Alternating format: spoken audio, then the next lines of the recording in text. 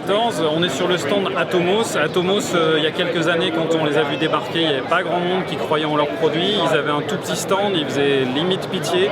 Aujourd'hui, c'est un énorme boost, comme on dit ici en anglais, avec toute une ribambelle de nouveaux produits, et notamment quelque chose qui m'intéresse particulièrement.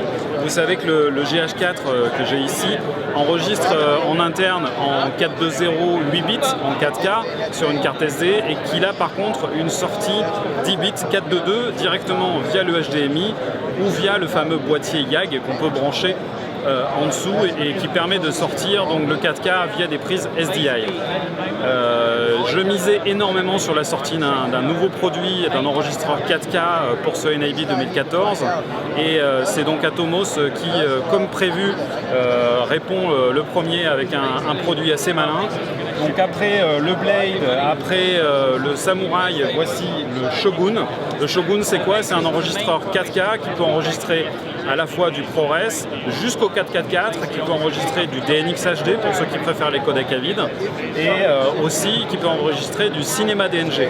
Cette fonctionnalité va être très intéressante parce que Sony a annoncé en avant-première dimanche 6 avril 2014 la sortie d'un nouveau boîtier qui s'appelle l'Alpha 7S, et qui a la particularité de pouvoir sortir un signal 4K sur du HDMI, et qui va pouvoir justement enregistrer du RAW via un enregistreur externe, et cet enregistreur lui est dédié.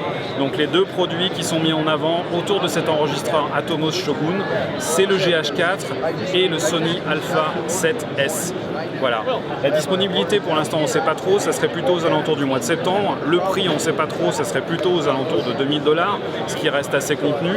Dans les autres fonctionnalités qui sont intéressantes, c'est la capacité d'enregistrer plusieurs flux audio, la capacité de faire rentrer un signal soit en SDI 12G, soit en HDMI 2.0, et tout ça dans un moniteur 7 pouces de belle qualité.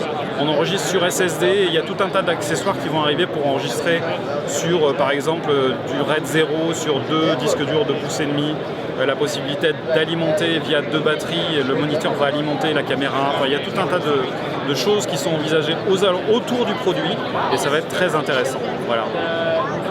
Autre produit très intéressant qui vient de sortir chez Atomos, c'est le Ninja Star, qui est un petit enregistreur qui est très intéressant pour des utilisations très spécifiques.